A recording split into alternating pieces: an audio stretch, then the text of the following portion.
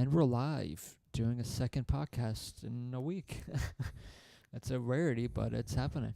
It is, and That's the glory of hockey being back. There's more to talk about, so. it's fantastic. So the big news coming out today is, well, at least over this past weekend, general manager of the Philadelphia Flyers, Ron Hextall, announced that the Flyers would be making more cuts today on Tuesday, and that they did. But the thing is, they only made 2 cuts. Yeah. Philip Unless there's Myers, more later today. that's possible. Philip Myers and Nicolas Aubé-Kubel, or Aubè-Kubel, Aubè-Kubel. Thank you, Jim Jackson. Yes. He got to the bottom of it. He did. But the roster is now down to 33 players left. Yes. And as Charlie O'Connor of The Athletic mentioned earlier today, about a half hour ago, Flyers may say that they still have 33 players on the camp roster, but 4 of them won't factor into opening night, as in Sam Morin, Alex Lyon, Pascal Laberge, and probably Michael Neuvirth. So, technically, 6 more cuts are necessary to get them down to 23. Mm-hmm. So, yeah. If you go off what you were talking about yesterday with talking about like Goulbourne and them, I would think they're and that's what I'm a little surprised by is I would think that Tyrell Goulbourne, no offense to him, would get sent down before Philip Myers. And obviously they play 2 different positions. Yeah, I would have thought Friedman would have gotten sent down before and Myers. Friedman as well. But hey, you never know. Friedman might be making a case for him, but I have a little tough bit of a time believing that Friedman would make the Flyers roster before Philip Myers, but I could be wrong. Yeah. So I would at least expect to see Goulbourne and unless they're thinking of Friedman going down soon. More of like a guy we're okay with putting in the press box to start the season, whereas Myers, they would have rather him play. That's true. But Charlie was also saying that he's honestly surprised that the Flyers did not send Friedman, Goulbourne, and Turinsky down with them, because for Friedman, Goulbourne, I can definitely see get them going down. Turinsky, even Hextall mentioned to Turinsky himself that he's making it very tough on the GM on what he's going to do. But seeing how the lineup was last night, it made it seem like he would probably be those 3 would be down. Exactly. So I don't know. It's going to be tough, but it will be. But I think that because last night was not the best game for the Flyers. I agree. But the big standout, obviously, which has been the trend all preseason, is Mikhail Vorobiev. There we go. There it is. I finally got it. Do you, though? I don't know. Probably not. That's all right. I'm sure. Before we get to the game, who do you think is, like, you think Goulbourne's the next one to get cut? I think the biggest bit of info right now is the final cuts are due by October 2nd. Yeah. So next Tuesday, with literally a week from today, that's when the cuts are due. And then they play the first game 2 days later. Yes, and they only have 2 preseason games left. One Thursday and Saturday. Thursday against the New York Rangers. Actually, both of us are going to be at that game. Yes, we will. And the other is Saturday against the Boston Bruins in Boston at TD Garden. So, which is 2 games left, and the remaining roster. Taking a look at it now, I see, because they said at least 6 cuts. So Goulbourne, Turinsky, Friedman. That's 3. You need 3 more. Knight. Oh my gosh, that's 4. Because remember, Laberge is hurt. Same thing with Morin and Elliott. Stolarz. And Lyon. Stolarz could be a good bet. So would that be 5 players? And Hart. So then who would be the backup, though? Because Lyon's out 4 weeks. Sorry. It would be Hart, probably not. Okay. So the opening night roster could look like in net Brian Elliott and Carter Hart with Stolarz going down to the minors. Or I think it it's could be fair. the opposite. Or opposite. Either way, I'd be good with that. With both Alex Lyon and Michael Neuvirth most likely being out for the home opener. Lyon absolutely being out for the home opener. Season opener. Michael Neuvirth most likely. So I think that solves the goaltending issue is Elliott and Hart or Elliott and Stolarz. Now, defensemen. Mm-hmm.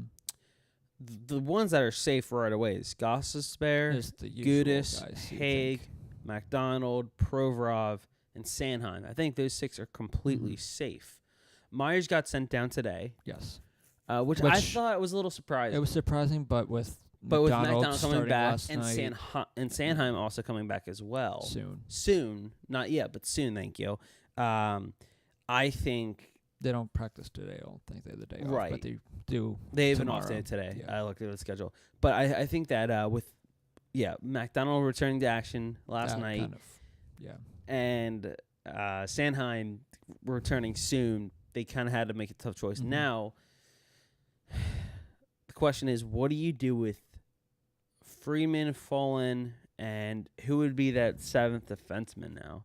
Or Folin? Because he has more experience. Yeah, absolutely. I agree. But one, because you have Sanheim 1, Provorov 2, not in particular order.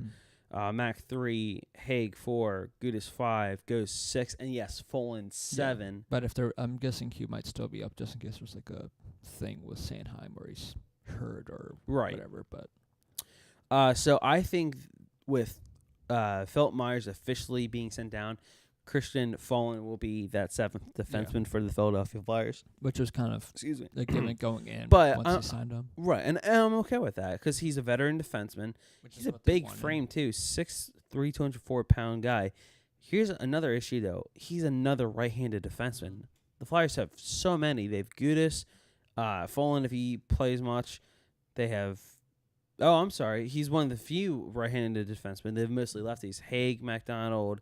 Provorov, Sanheim, Ghost. That's why they want him. Yeah, that's right. I'm sorry. Misread that. So that kind of solves that. Now, here comes the even tougher part. Which is why you don't really want to put Gudis out because he's another right-handed one. Right. So with one goalie and one defenseman gone, that's 2 players, you would still need 4 more for 6, actually counting. So Goburn, Turinsky, Knight, and... Who's that 6th player? Could it be a veteran like Laterra or Weiss? No. Could it be Jordan Wheel? But he might get picked up on waivers. No. So no, that wouldn't make sense. They'd want him to play at some point anyway. Yeah. I definitely don't see that happening in Michael Groffel. What about Taylor Lear? I mean, Lear probably needs another good game for him to be like a lock. Right. I don't know if he's a lock yet. However, he's making a case for it. He is, but it's probably between him and Darzinski and yeah. But it then comes down to the goalies. It'd probably be Hart. Right.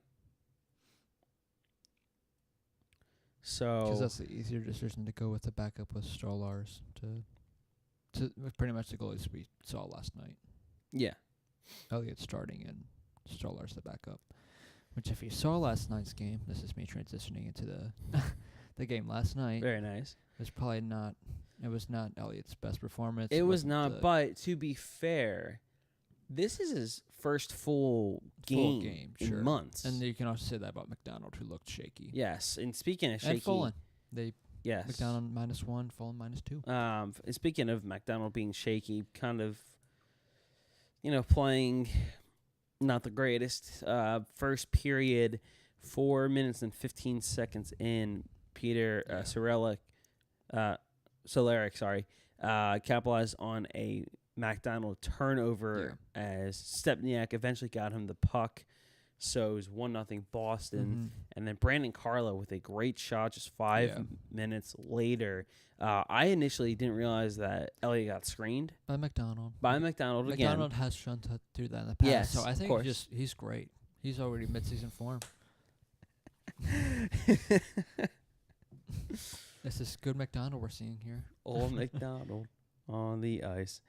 Carlo, though, with a wicked shot, down 2-0, though. Chris Wagner adding on the damage with his first of the preseason, 12:37 into the second.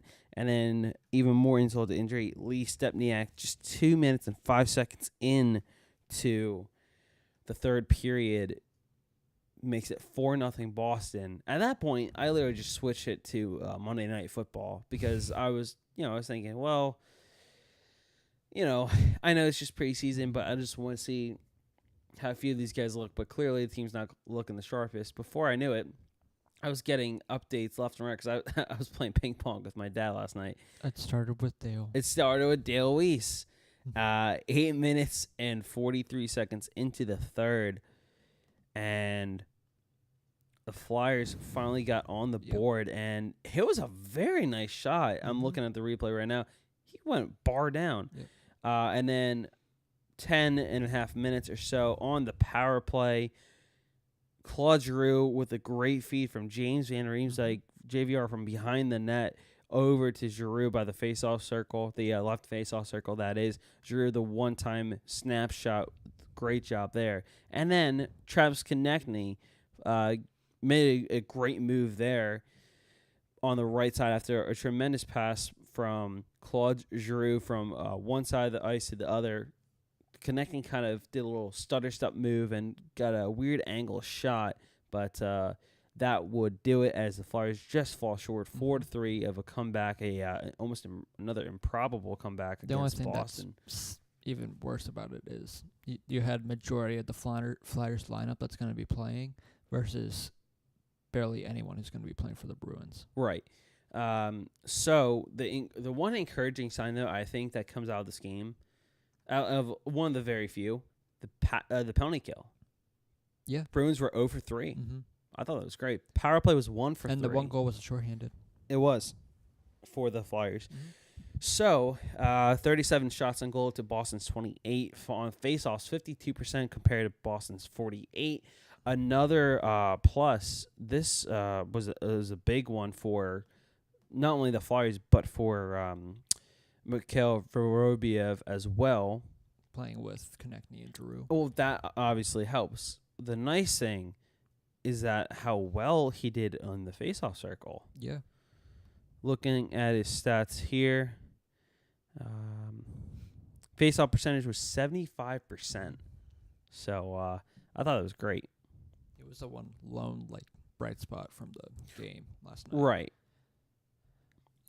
Elliott looked shaky, which you probably could expect, but another thing is you could see glimpses of what the Patrick Van Riemsdyk and Voracek would look line like. could Yep. look like. They had a little chemistry going, so yeah, no, I agree. That, so.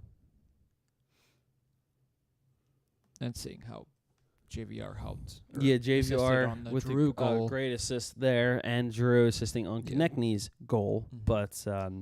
But I was saying more like Van Riemsdyk's making it difficult for Simmons to be back on the number one power play. Yeah, no, I agree.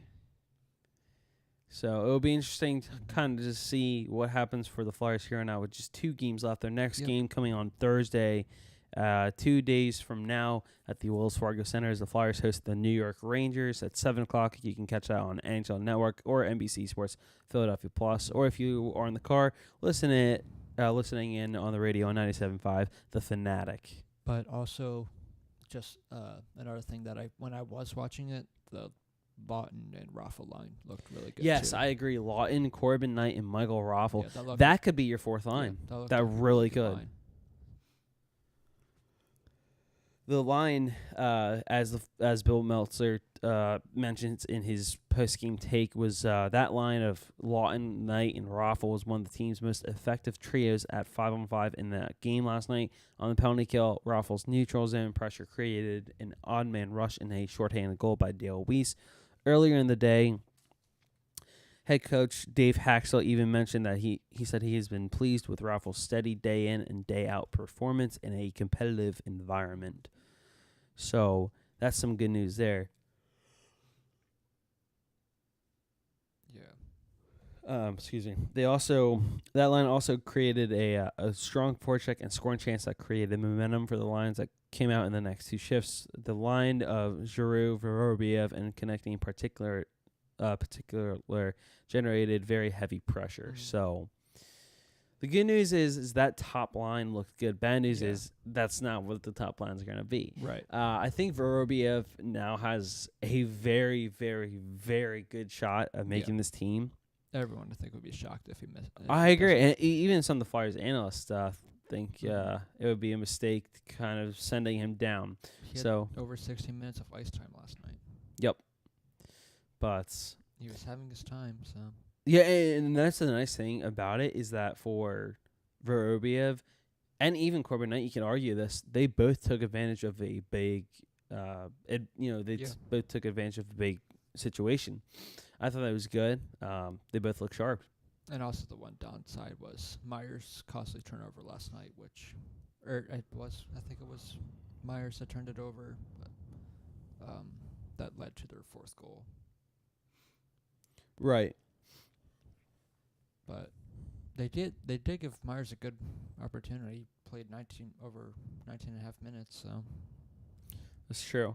And for a couple of the games, he led in ice time, so he was good in camp. He never really took hold Mm-hmm.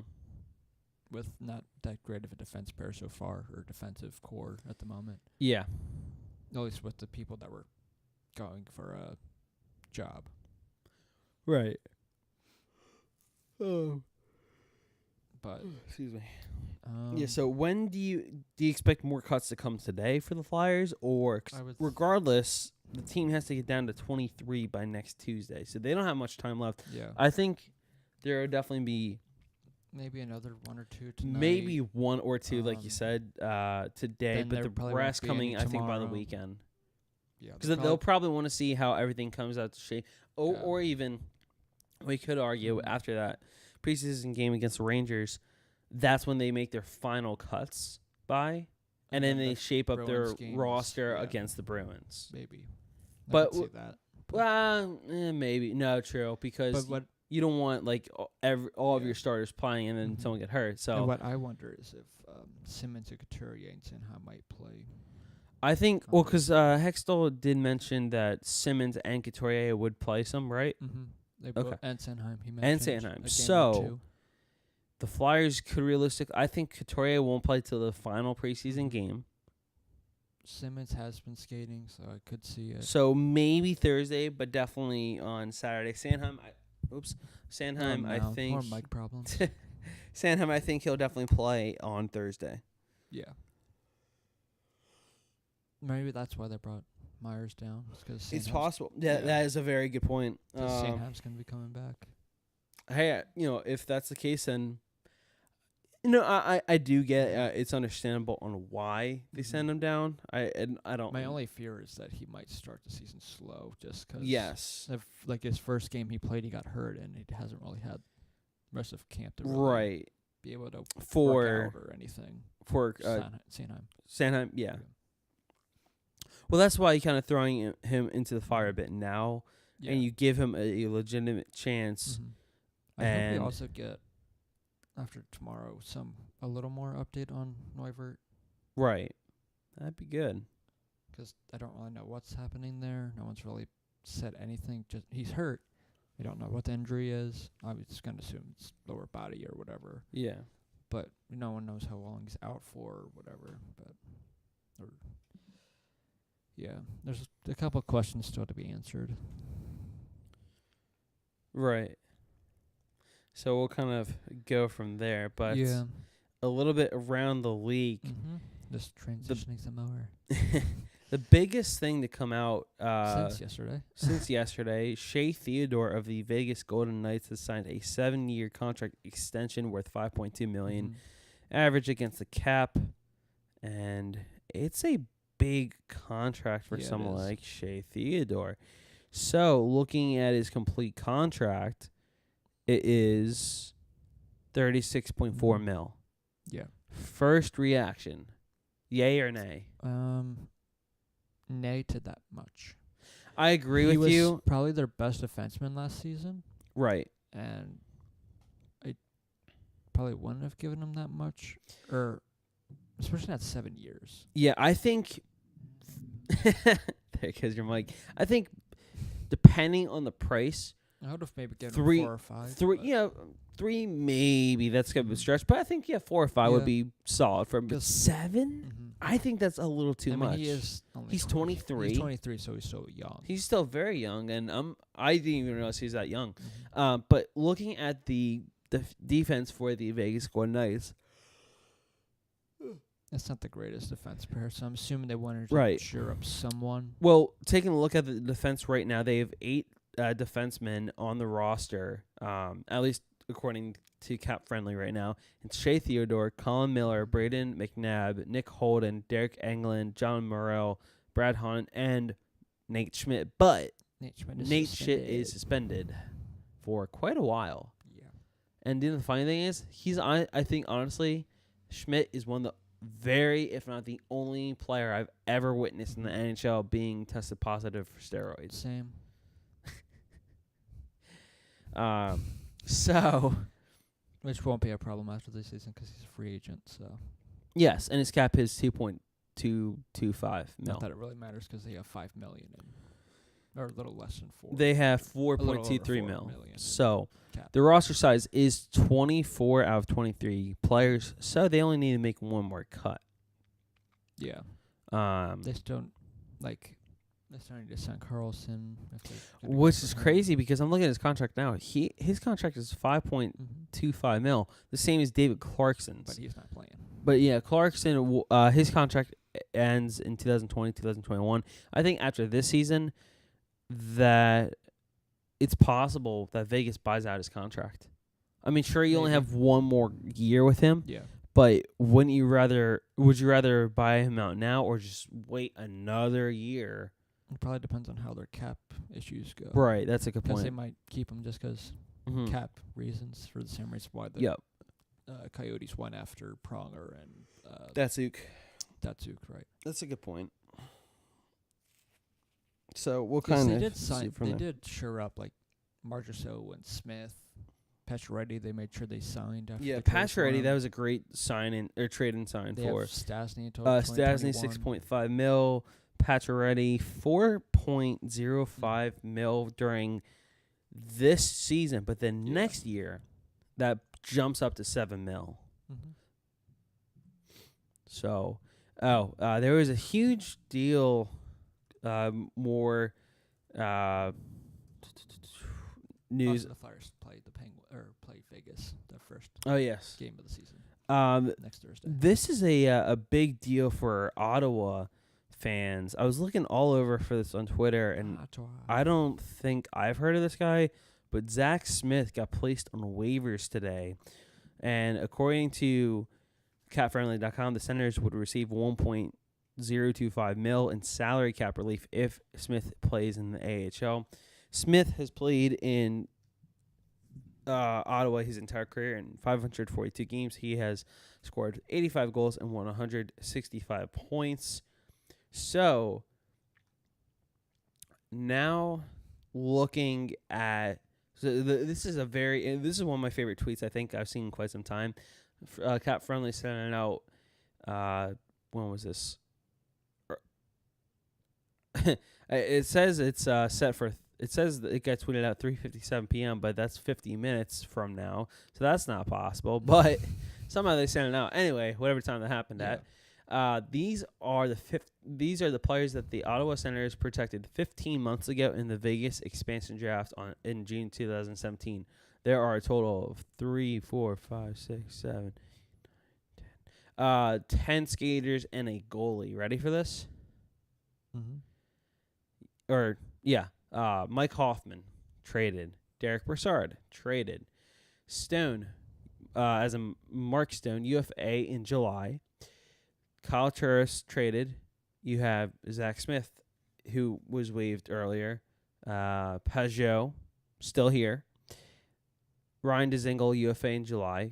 Dion Phaneuf and Eric Carlson traded. Cody Ceci still here. And Craig Anderson still here. So of all the players they protected, they only have 3. Well, they were trending down more. They needed to get rid of some of them. But Right, but still, what it's they've been just- getting in return hasn't really been. And the that crazy great. part is about that. I was that in No, because what was the year that Ottawa went to the conference finals? Was that 2016 or 2017? But like going into the 17. Okay, so see, that was the year that literally they're a goal away from getting the Stanley Cup Finals, but they lost in double overtime to the Pittsburgh Penguins, who went on to win the cup. Yep. So, out of those players / goalie protected, only 3 remain. Yeah. Man, that hurts. That's what happens when That hurts. they kind of imploded, and this is what happens. Big time. So, yeah. They're not going to be good this year. Yeah. So I kind of wanted to ask you a bit about the league in general this year, just because I saw the NHL. It's hockey. It's National Hockey League. There's 2 conferences. You're the worst. Just because I saw NHL and NBC Sports tweet this out 7 minutes ago. What team will earn the fewest points this season? So if you want, go to the roster standings. You can see where everyone, how everyone turned out last year. Thinking.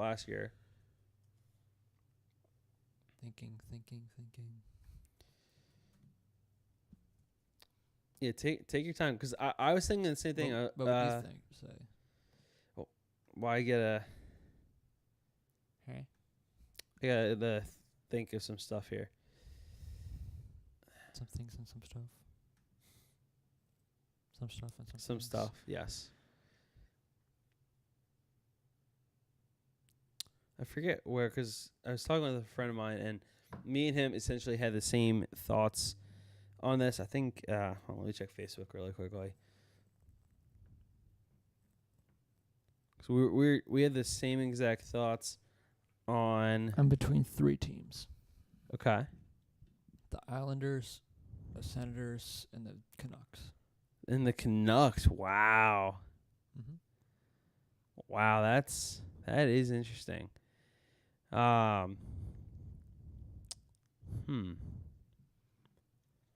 right, because looking at the standings last year in the entire league, going all the way to the bottom, Buffalo, Ottawa, Arizona, Montreal, and Detroit. Those are your top 5 of the worst of the worst.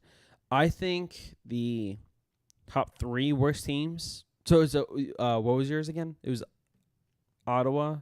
That wasn't top 3. I just couldn't really decide which. Oh, okay, but you were just thinking 3 in general for like who. I'm stuck between these 3 Okay, teams. so who are they again? Islanders, Senators, and Canucks. Okay, so I agree with you on Ottawa. Mm-hmm. I don't actually agree with you on Vancouver. Mm-hmm. I think they're going to be relatively bad, but I think they're going to be better. I think Quinn Hughes is going to play a huge part for them. They need to call up Thatcher Demko if they want to have success. Mm-hmm. He's been a dominant goalie in the AHL, and he should have his time soon, very soon, I think, in the NHL. So Montreal definitely, Ottawa definitely. Yes, I think Montreal is going to be towards the bottom of the barrel. Not with Carey Price. I think they're still going to be. They were the 4th worst team last year. True. But that was also without Price. He was hurt. That's true. And Price, who was off his regardless, though, of how Price good. is a goalie that can help. No, I know. Regardless of how good Price is, though. And that's what your other team was, honestly. Regardless of how good Carey Price is for your team, there's only so much he can do. Mm-hmm. Think about it this way. Like, look at what the Phillies used to do with Cole Hamels. Like, oh, yeah. They signed Jay Beagle, the Canucks.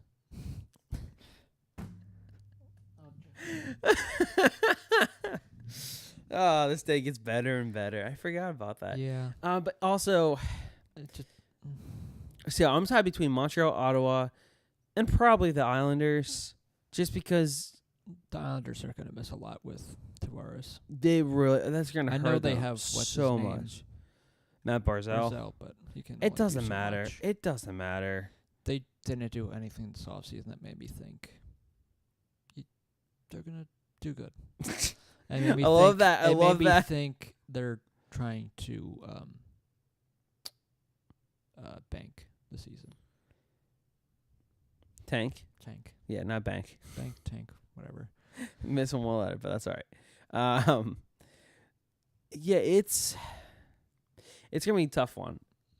I really think it's gonna be up in the air between Ottawa, Montreal, and the Islanders. Those are my 3. Mm-hmm. So you think it's going to be in the Atlantic? Even Arizona is gonna be better. Buffalo's gonna be much better with getting Skinner, getting Dahlin. Mm-hmm. I still think they're going to be probably 5th, but Yeah, I can see them within the top 10 of the lowest of the league. However, they're going to be much improved. What do you think about Chicago? No, like where is Chicago going to end up? That's my question. So they finished well below. Only 76 points. Yes. They finished 7th worst, but I think they ended up with the 8th overall pick. But they're also playing in the toughest division. I honestly think... Actually, I want to look at the division now. What, the Central? Yeah. Division... Predators, Jets, Wild, Avalanche, Blues, Stars. Out of 4 of those 7 teams, they're playoff teams. Do you really think that the Central is the toughest? I think the Metro is. Nah. You got Washington, Pittsburgh, Philly. Just look at the race. There's 5 teams, 5 in the Eastern Conference that made the playoffs out of the Metropolitan alone. Left only 3 from the Atlantic with Tampa Bay, Boston, and Toronto. I don't think New Jersey's making the playoffs. I think they're going to have a down year. Interesting. Because I don't think Hall can repeat what he did last year. Yeah. Columbus. Toss up. They're a toss up. It all depends what happens with Panarin and Bobrovsky. Oh man. But just points wise, you can just see the Central has a lot more. Yeah, 3 of their teams finished 100 points or above. Same thing with the Atlantic. Look how close from 4th to 6th or 7th. That's true. Only 3 points out from basically his playoff spot from Dallas. 1 point for St. Louis, who lost on the last day of the regular season. Now you get to the Pacific: Vegas, Anaheim, San Jose, LA. 4 teams from there. As stacked in the Pacific. I agree, but with Carlson and Pacioretty now going to the Pacific, it's going to make them much harder. It makes it harder, but it's just Vegas and San Jose, and I was already between those two to probably win it. I thought before they got Pacioretty that Vegas probably would have dropped to 3rd, not 1st. 2nd or 3rd, I think, because I think San Jose and maybe even LA would have made a run for their money. I don't know how well Kovalchuk is, or what he is now compared to when he left. Right, I agree. I don't know what he really did in the KHL. So yeah, but he did have actually a very sharp goal the other night in preseason where he looked like his normal self. And then there's always Calgary, who they signed Neal and everything. I think Neal would help. Yeah, and then you also have Connor McDavid. Yes. Too bad their team's not going to do much. Unfortunately. For as great as he is, they're not doing anything to help him. They Which need is why something. If they didn't have Connor McDavid, I would probably say Edmonton. True. But because they have Connor McDavid, it doesn't really have them go. So right. So we'll go from there. Now, who do you think... Because we already kind of talked about this yesterday, too, with who would you rather play in the playoffs the first round with the Flyers? Oh, yeah. I said Pittsburgh, and you said Washington. Washington, right. I truly... It depends on the playoff schedule, on who you play in that first round, and your momentum going into that first round. But now I want to... Because we talked about who we think the worst team will be. Right. Who do you think the best team will be now? As in... Not necessarily who would win the Stanley Cup, but we could talk about that as well. But who do you think will get the most points, you're saying? Yeah, basically the President's Trophy.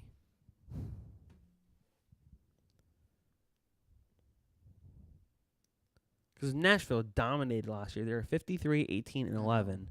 They had 29 losses overall. They had I'll put it this way. They had as many losses in total as the Penguins did in just regulation. Winnipeg only had one more loss. Exactly, and that just shows how dominant that But then I'm also thinking, what about Toronto? Because they just got Right, they Tavares. just got Tavares. And then there's always Tampa Bay. Yeah. That's a tough one.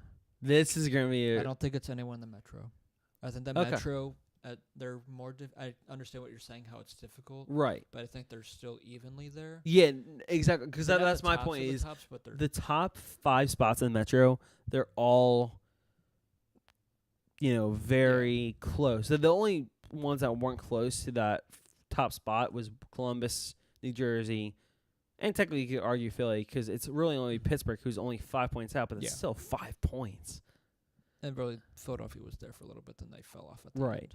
They still had a solid record though, Mhm. but But most of the Flyers almost missed it too, and that's true. And the Panthers almost snuck in. Yeah, because there could have been a game 83, Yeah, and that would have been something else.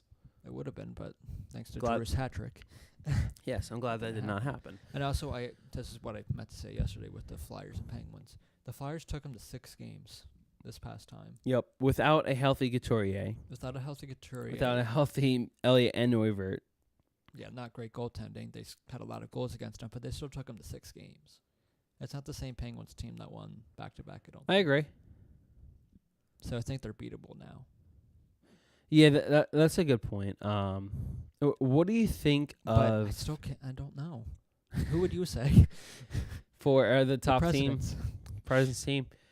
I might go on a limb here. All right, we'll make it easier on you. If you had to pick one team in the East and one team on the West as your 2 best teams to win the President's Trophy, I would pick Toronto. And I'm going to go actually with Winnipeg. Yeah, we'll go with Winnipeg too. Although they lost Stasny, I think They only had Stastny for half the season. right. Oh yeah, that's right. Because They traded for him. they trade from I thought he was there for a while. Mm. No, that's right. So I still think Winnipeg's going to do a lot of damage. Nashville, they're going to be right there, but I think Winnipeg's just got the upper Yeah. hand. So now, I say Winnipeg, Tampa Bay. okay, and Tampa, I love Tampa Bay. I love what they're doing there. I'm curious to see how they're going to This is why I rebound. say Tampa Bay. Go for it. They have a pretty good offense. It's not like Toronto's who's going to have the best offense, obviously, but they have the significantly better defense. Yeah. So, because I was a little surprised they said And they have a goaltending. pretty good offense. Their offense is fantastic. This is I'm just saying compared to Toronto. 'Cause Right. Toronto has one of the Okay, best so- offenses. looking at all your players for Tampa Bay. You have JT Miller, Steven Stamkos, Nikita Kucherov, Andre Palat, Braden Point, Yanni Gord, Alex Killorn, Tyler Johnson, Cedric Paquette, and Ryan Callahan. The only 2 players who I'm not extremely confident about in that lineup is Matthew Joseph and Anthony Cirelli. Cirelli is not bad, though, from what I've seen. Defense, it's not fair. Sergachev, Hedman, McDonough, Strawman, Girardi, Coburn. Those are the only 2 exceptions. but- they're going to probably be battling for like a 7th or 6th spot or whatever. Right. But now, looking at for Toronto, Matthews, Marleau Nylander, Tavares, Marner, Kapanen, Kadri. Wow, they do have some holes there. They More do. than I And realized. they got They- NS too. They do have Tyler Ennis. I'm kind of iffy about him, but he's better than their He's a options. good bottom 6. Hyman and Andreas Johnson, not high on. Lindholm, Connor Brown, never been a fan of. Morgan Riley, Gardner, those are your best 2 defensemen. So yeah, no, I can easily see why defense is a problem for Toronto. And obviously you have Anderson, who's done better the past couple seasons too. But Yeah. I still Vasilevsky's still a better goaltender than Anderson is. Oh, hands down. Absolutely. Phil Kessel. Oh, Phil. Nylander's still a free agent too. That's right. There's something I'm glad you mentioned that because there's something that I retweeted that was a quote from Mike Babcock. There's only 2 restricted free agents. Chris right? Johnson tweeted this out earlier. Babcock says he has not spoken with William Nylander since training camp opened. He said, quote, Willie knows we want him back. We'd like him back as soon as possible. That's a business thing between them and Kyle. In saying that, it's way easier to be there. It's way easier to be ready to go if you're here. Mhm. So,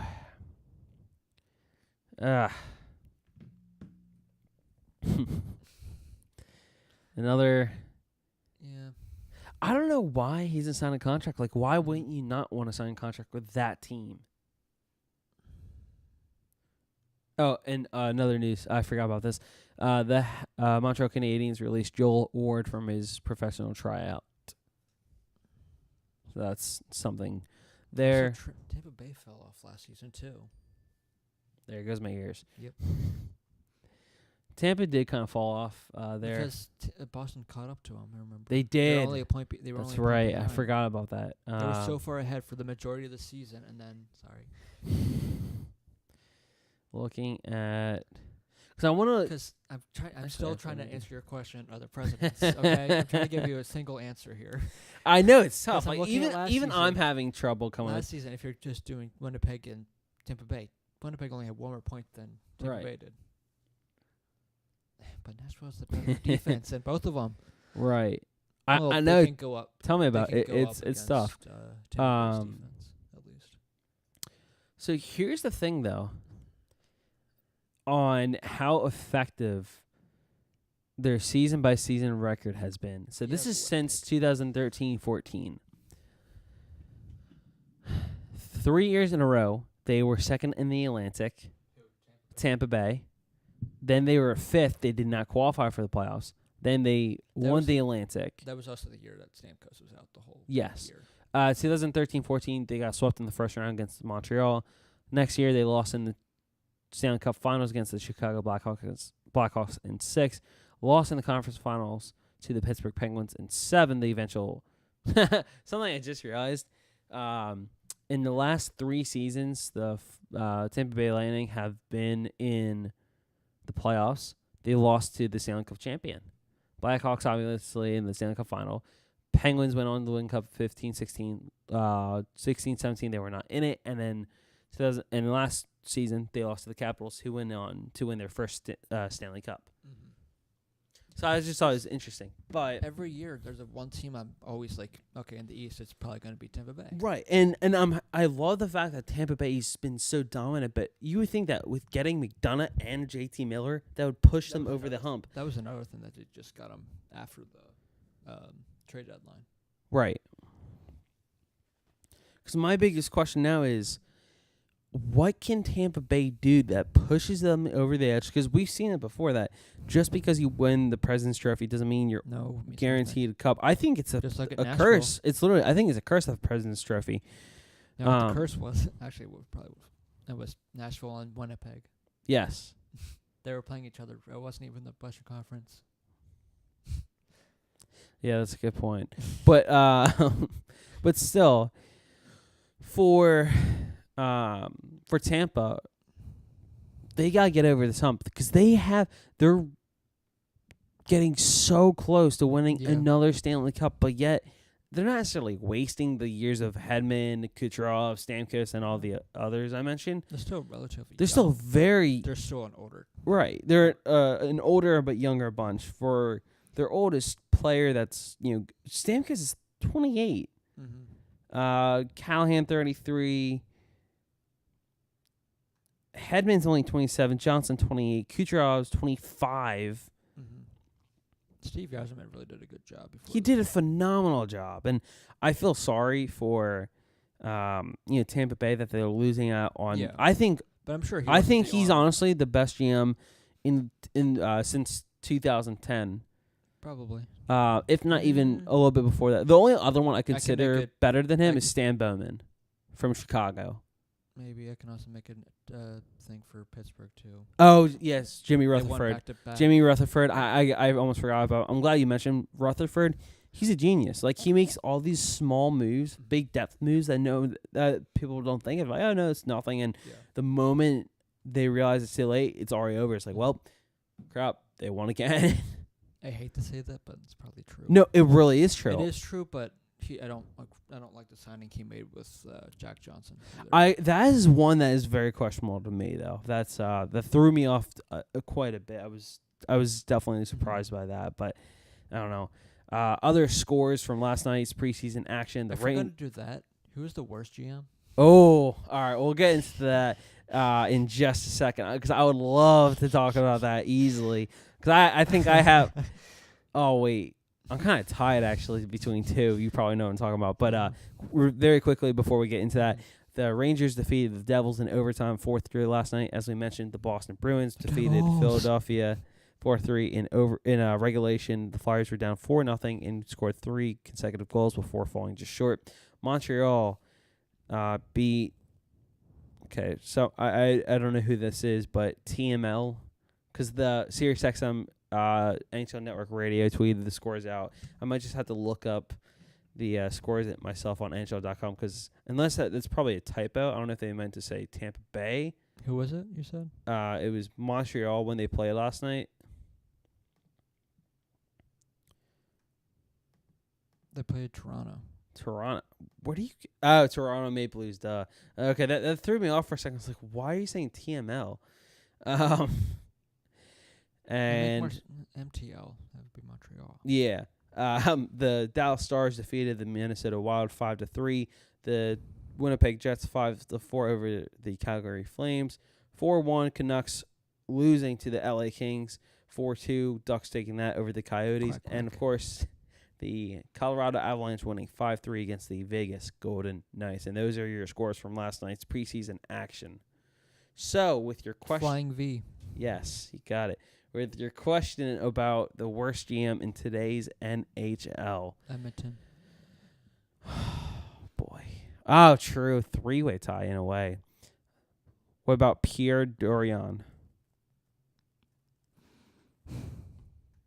Come on. Yeah. The general manager for the Ottawa Senators. Mm-hmm. Or... Yeah, seeing the trades he made with... and not getting much for Carlson's. But with a player as great as... Or Marc Bergevin from the Montreal Canadiens. Those are my top two. I can see the Edmonton Oilers and Peter Chiarelli, but Marc Bergevin and Pierre Dorion, I think those are your two winners. I remember Amarillo is kind of overrated too. Just saying. Yeah. And one thing that, and since we're talking about Lou, one thing that kind of weirds, I don't know, it's just kind of bizarre, is I don't like his number rule about like how you can't have a high number. Not only that, but like the not having a playoff beard is like, I don't know what that's about. It's just one of his things. But that's a baseball thing. Yeah, right. I don't know. I love the fact of that the teams allow playoff beers and everything. But now that he's gone, you know, the Islanders are free. The Toronto. Very Sherwin. Oh, sorry. Toronto's free. And, yeah. Edmonton not. Or sorry, the Islanders not so much. Yeah. Yeah. Oh wow. This is actually kind of big. I didn't know about this. Apparently, former NHL head coach Mike Keenan is battling prostate cancer. Ouch. It's help raising awareness of the disease. Wish Keenan all the best, but wow, that's really sinks. Another great hockey person dealing with cancer and Hookie. What? Hookie. Oh. I was wondering what he said for a second. I think it's a Wookiee. It's like, what? Oh, those are from Star Wars. It's not a hockey thing. I got you now. But yeah. So overall, I think going back to the GM thing, Pierre Dorion and Marc Bergevin, those are my top two worst GMs of the league. Yeah, they are. They're pretty bad. There's a couple meh GMs out there. Yep. But I think that would basically about do it, right? Yeah, I think so. We'll be on the lookout for more news following the Philadelphia Flyers and their final cuts as they're now down to 33 players. I'm sure we'll give you our opinions on the game on after Thursday. Yes, absolutely. And then, only technically 6 more cuts to go to get them officially.